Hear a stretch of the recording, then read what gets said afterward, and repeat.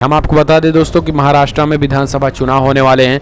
इसको लेकर अब वहां के मुख्य निर्वाचन अधिकारी का तबादला कर दिया गया है, जो कि मोदी सरकार के विरोधी माने जाते थे। पीएम मोदी के खिलाफ उन्होंने एक बार रिपोर्ट भी की थी, जिसको लेकर अब उनको सजा मिल चुकी है और महाराष्ट्र से उनको विदा कर दिया गया है। महाराष्ट्र विधानसभा चुनाव से ठीक पहले राज्य के मुख्य निर्वाचन अधिकारी अश्विनी कुमार का तबादला कर दिया गया है। उनके तबादले की एक वजह बीजेपी की उनमें नाराजगी भी बताई जा रही है। अश्विनी कुमार वही अधिकारी हैं जिन्होंने हाल ही में लोकसभा चुनाव के दौरान प्रधानमंत्री नरेंद्र मोदी के खिलाफ आचार संहिता उल्लंघन के 2 मामले में केंद्रीय चुनाव आयोग को रिपोर्ट भेजी थी। ये रिपोर्ट लातूर और वर्धा में नरेंद्र मोदी के भाषण को लेकर थी।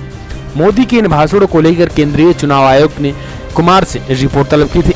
कुमार ने उस्मानाबाद और वर्धा में जिला चुनाव अधिकारियों द्वारा जमा कराई गई रिपोर्टों के आधार पर चुनाव आयोग के समक्ष रिपोर्ट दर्ज की थी।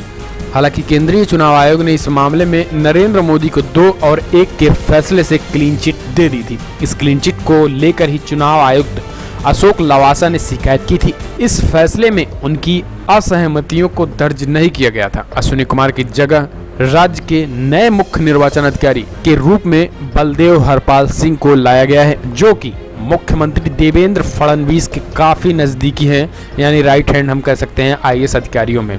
तो अब वो मुख्य चुनाव आयुक्त महाराष्ट्र के निर्वाचन अधिकारी बनाए जाएंगे। ऐसे में आप समझ सकते हैं कि अब आने वाले समय में महाराष्ट्र विधानसभा चुनाव है, तो वहां पर क्या क्या होने वाला है, ये अपने आप में साफ साफ समझ में आ रहा है। फिलहाल अगली जो बड़ी खबर निकल के आ रही है दोस्तों, बीजेपी के दिग्गज नेता और राज्यसभा सांसद सुब्रमण्यम स्वामी ने एक बार फिर से भारतीय जनता पार्टी पर ही जबरदस्त हमला बोला। उन्होंने कहा कि भाजपा अगर इसी तरीके से सभी राज्यों में जीतती रही, अगर एकमात्र पार्टी होगी तो पूरी तरीके से लोकतंत्र के लिए खतरा है। अब एनसीपी और टीएमसी को भी कांग्रेस के साथ आ ही जाना चाहिए। जी हाँ, दरअसल दोस्तों हम आपको बता दें कि सुब्रमण्यम स्वामी ने कहा है कि गोवा और कश्मीर को देखने के बाद मुझे लगता है कि अगर हम एक ही पार्टी के रूप में बीजेपी के साथ रह गए तो देश का लोकतंत्र कमजोर हो जाएगा। विपक्ष इटालियंस और संतान को पार्टी से हटने के लिए कहें। ममता इसके बाद एकजुट कांग्रेस के अध्यक्ष बने। एनसीपी को भी कांग्रेस में विलय करना चाहिए। ये बयान है भारतीय जनता पार्टी के सांसद और वरिष्ठ नेता सुब्रमण्यम स्वामी का, जिन्होंने मौजूदा हालात को देखते हुए अपनी पार्टी के खिलाफ ऐसा बयान दिया है। उनकी उम्मीद पूरी बीजेपी में सिर्फ उन्हीं से की जा सकती है। दरअसल स्वामी कमजोर होते हुए भी विपक्ष पर तंज भी कस रहे हैं और एक साथ एक भी पार्टी के वर्चस्व को बढ़ता देख चिंता भी है। जिस तरीके से पिछले कई दिनों से कर्नाटक में राजनीतिक संकट आया है, उसे देख स्वामी की चिंता सही नजर आती है। सिर्फ कर्नाटक ही नहीं, गोवा में भी कांग्रेस के 15 में से 10 विधायक पार्टी छोड़कर भाजपा में शामिल हो गए हैं। इसके बाद भारतीय जनता पार्टी का कहना है कि इसके बाद हम मध्य प्रदेश, राजस्थान और पश्चिम बंगाल में भी विधायक बड़ी मात्रा में हमारे संपर्क में है। तो कहीं ना कहीं अपने आप में जिस तरीके से तोड़ फोड़ करके मुख्यमंत्री बनाया जाता है, इससे लोकतंत्र को जबरदस्त तरीके से खतरा है। इसको लेकर सुब्रमण्यम ने साफ चिंता जाहिर की है। उनका कहना है कि अगर इसी तरीके से विपक्षी पार्टियां अगर एक नहीं होंगी तो कहीं ना कहीं भारतीय जनता पार्टी की मोनोपॉली चलने लगी देश में और लोकतंत्र पूरी तरीके से कमजोर हो जाएगा। तो कहीं ना कहीं सुब्रमण्यम स्वामी ने एक जबरदस्त भारतीय जनता पार्टी पर हमला बोला है, बावजूद इसके कि वो भी बीजेपी के राज्यसभा सांसद हैं। हालांकि सच्चाई भी यही। फिलहाल अगली जो दोस्तों बीजेपी छात्र और प्यारे बच्चों, मैं आप सभी लोगों को नमस्कार करता हूं, आपका क्रांतिकारी अभिनंदन करता हूं। दोस्तों, जैसा कि आप सब लोग जानते हैं, हमारे जिले में चुनाव है। हमारे जिले में नहीं, पूरे देश में चुनाव है। लेकिन आप एक चीज महसूस कर रहे होंगे कि हमारे जिले की चर्चा बहुत जोर शोर से है। अक्सर जो है कैमरा वाले बड़ा सा कैमरा लेकर के अपने जिले की गलियों और नुक्करों में आपको घूमते हुए मिल जाएंगे। आपको भी लगता होगा कि ऐसा क्या हुआ है कि बेगूसराय की चर्चा बहुत जोर शोर से हो रही है। आपको क्या लगता है, ऐसा क्या हुआ है? नहीं, यही हम लोग जो है, यही हम लोग गड़बड़ असेसमेंट करते हैं। ये कन्हैया कुमार की भूमिका नहीं है, ये आप लोगों का आशीर्वाद है, ये आपकी दुआ है। इस बात को आप समझिए। और ये बात मैं इसलिए बोल रहा हूं कि जब पूरा देश इस बात को मानने को तैयार नहीं था कि बेगूसराय के लोग इस देश में हमेशा देश हित के लिए कुर्बानी देने वाले लोग रहे हैं। किसी गांव में आप चले जाइए, कोई भी गांव, कोई ऐसा गांव नहीं मिलेगा जहां पे स्वतंत्रता सेनानी का परिवार नहीं रहता है।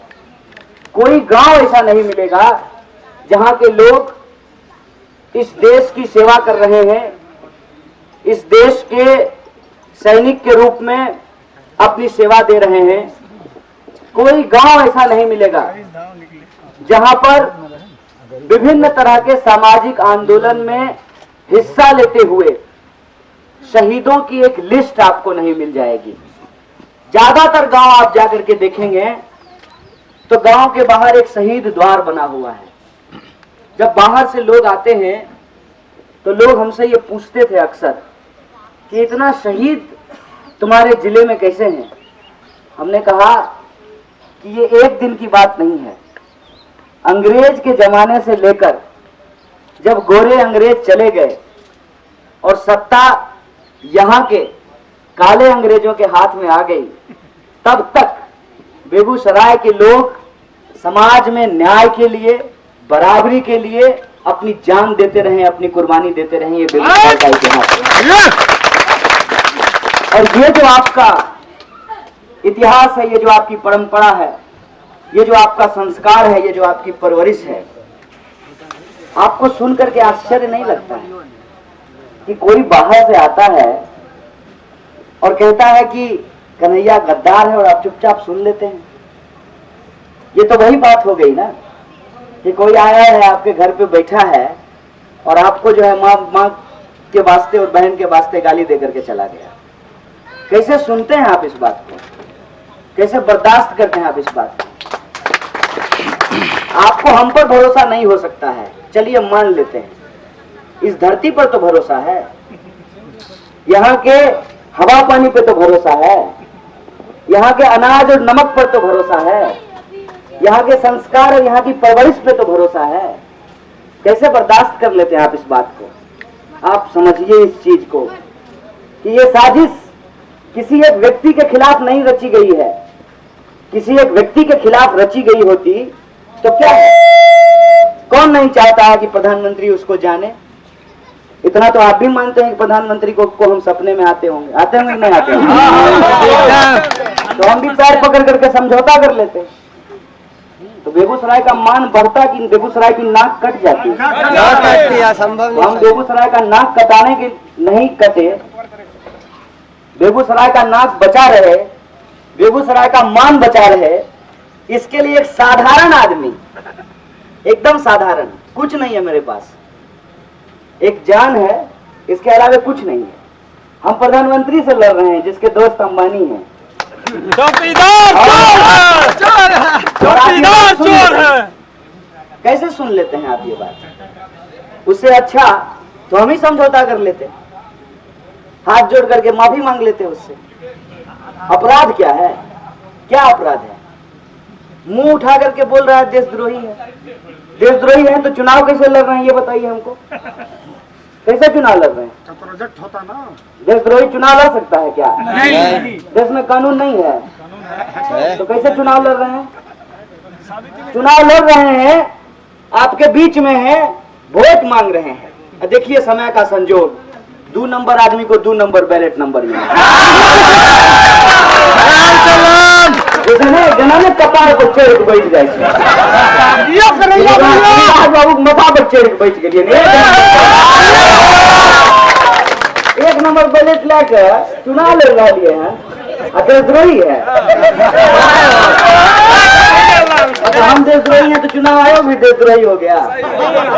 बेगूसराय जिला का प्रशासन भी देशद्रोही है, देश के पूरा कानून व्यवस्था भी देशद्रोही है। कैसे इस बात को मानते हैं? असल बात यह है कि एक साजिश रची गई है आपके खिलाफ। आपका जो इतिहास है कि आप सत्ता से टकरा जाते हैं, आंख से आंख मिला करके उससे सवाल पूछते हैं, आपकी इस गरिमा को तार तार करने की कोशिश की गई है। इस बात को आप गांठ बांध लीजिए। इसलिए पूरा दुनिया आपको देख रहा है, इसीलिए पूरा देश आपको देख रहा है, इसीलिए देश विदेश से मीडिया आकर के बेगूसराय के लोगों से पूछ रही है कि आप क्या करने जा रहे हैं। और हमको पूरा भरोसा है बेगूसराय का खून मेरे भीतर भी है, बेगूसराय का नमक मेरे भीतर भी है। बेगूसराय इतिहास बनाने जा रहा है और इस देश में लोकतंत्र की भविष्यवाणी करने जा रहा है। इस बात का हमको पूरा भरोसा है। इसीलिए मैं आपसे ये आग्रह करना चाहता हूं कि वो बार बार आएंगे, अफवाह फैला करके आपको गुमराह करने की कोशिश करेंगे। आपको सिर्फ एक बात अपने दिमाग में डाल करके रखना है कि हमको ऐसा जनप्रतिनिधि चाहिए जो रात को 12 बजे भी खोजने के बाद हमारे घर पे हाजिर मिले। हमको ऐसा जनप्रतिनिधि चाहिए। हमको ऐसा जनप्रतिनिधि चाहिए जो हमारे दुख दर्द को समझता हो, जो हमारे दुख दर्द के लिए लड़ सके, जो हमारी सड़क की आवाज को संसद तक पहुंचा सके। हमको ऐसा जनप्रतिनिधि चाहिए। और मैं आपको भरोसा दिलाना चाहता हूं कि हम व्यक्तिगत कैरियर के लिए आपके पास नहीं आए हैं। इसीलिए हम आपसे अपील करते हैं कि इस बार वोट दल से नहीं दिल से दीजिए। इसीलिए हम आपसे कहते हैं कि हम कैरियर के लिए जब नहीं आए हैं तो हम नेता बनने आपके बीच नहीं आए हैं। आपका बेटा है, इस मिट्टी में पैदा लिए हैं, इसी मिट्टी के लिए लड़ना चाहते हैं, इसी के लिए जीना और मरना चाहते हैं। इसी आशा और विश्वास के साथ कि जिस तरीके से आपका आशीर्वाद मिला है, ये आशीर्वाद मिलेगा। प्रधानमंत्री को जितना जोर लगाना है लगाने, उनको जो है उनको वही हाल करेंगे जो किसान करने के लिए जानते हैं।